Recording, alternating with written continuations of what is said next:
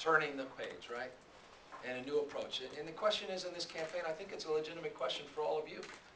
Is the change that Barack Obama, the candidate, spoke about and has advanced, whether you support him or don't, in the first 100 days, does that begin and end in Washington, D.C., or is that transcended?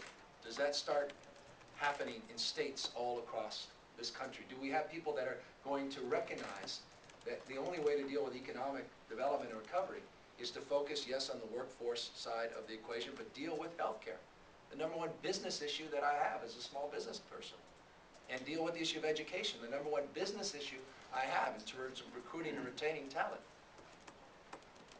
and connect these dots. There is something in terms of the new direction, that change that he speaks about is that change I see is that change is manifested in that kind of advocacy. And I don't want to patronize you, but it's intuitive. I get it, meaning it's so obvious to me. And so it's so interesting when people act as if it's so controversial, when it's so self-evident. And that's the opportunity, to answer your question, to start linking these values and that quality of imagination.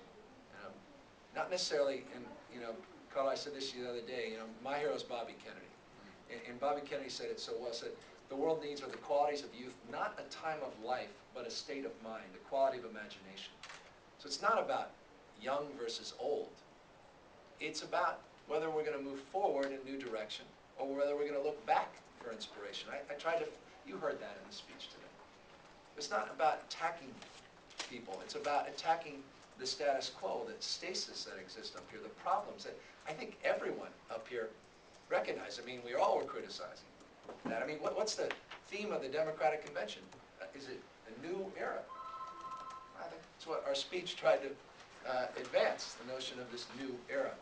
And so I think in this new era we can start developing a framework and partnerships with a Democratic Congress, a Democratic legislature, and a Democratic president with a Democratic governor of California.